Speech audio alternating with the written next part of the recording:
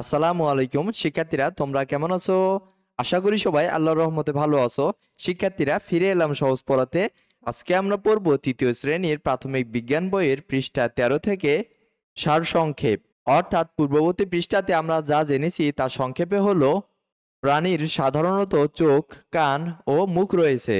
অর্থাৎ পূর্ববর্তী পৃষ্ঠা থেকে আমরা জেনেছি অধিকাংশ প্রাণীর সাধারণত চোখ, কান এবং মুখ থাকে। এবার আমরা এখানে বিভিন্ন অঙ্গ সম্পর্কে আরো কিছু জানি। প্রাণীদেহ বিভিন্ন অঙ্গের সমন্বয়ে গঠিত। বিভিন্ন ধরনের প্রাণীর দেহে বিভিন্ন অঙ্গ থাকে, অর্থাৎ ভিন্ন ভিন্ন প্রাণীদেহ ভিন্ন ভিন্ন অঙ্গ দিয়ে তৈরি। এই বিষয়টি ভালোভাবে বোঝার জন্য নিচে আমরা কয়েকটি ভিন্ন ভিন্ন প্রাণীর বিভিন্ন অঙ্গ সম্পর্কে জানব।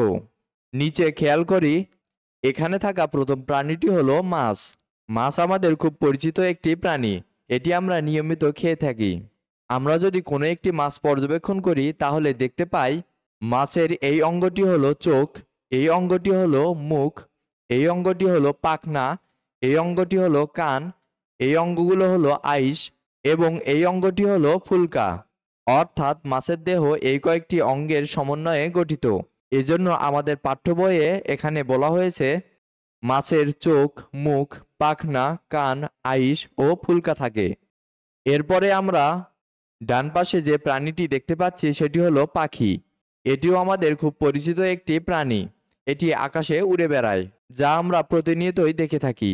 আমরা যদি কোনো একটি পাখি পর্যবেক্ষণ করি তাহলে দেখতে পাই পাখির এই অঙ্গটি হলো চোখ, এই অঙ্গটি হলো ঠোঁট বা চঞ্চু, এই অঙ্গটি হলো কান, এই অঙ্গটি ডানা, এই অঙ্গটি লেজ, এইগুলো পালক এবং এই অঙ্গটি হলো পা। অর্থাৎ পাখির দেহ এই অঙ্গগুলো নিয়ে গঠিত। এজন্য আমাদের পাঠ্য বইয়ে বলা হয়েছে পাখির চোখ, চঞ্চু বা ঠোঁট, কান, ডানা, লেজ, পালক ও পা থাকে।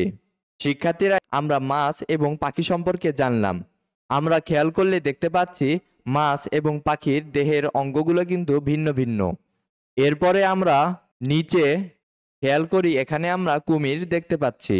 কুমির কিন্তু আমাদের পরিচিত কোনো প্রাণী নয়। এটি সাধারণত বন জঙ্গলে থাকে। এই প্রাণীটিকে আমরা চিড়িয়াখানায় গিয়ে অনেকে হয়তো দেখেছি। আমরা যদি কোনো একটি কুমিরকে পর্যবেক্ষণ করি তাহলে দেখতে পাই কুমিরের এই অঙ্গটি হলো চোখ, এই অঙ্গটি নাক, এই অঙ্গটি মুখ, এই অঙ্গটি কান, এই অঙ্গগুলো আইস, এই অঙ্গটি লেজ এবং এই অঙ্গগুলো পা। অর্থাৎ কুমিরের দেহ এই অঙ্গগুলো নিয়ে গঠিত।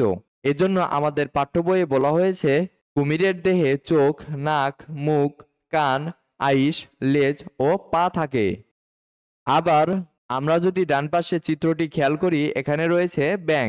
ব্যাঙ কিন্তু আমাদের পরিচিত একটি প্রাণী। আমরা বর্ষাকালে আশেপাশে অনেক ব্যাঙ দেখতে পাই।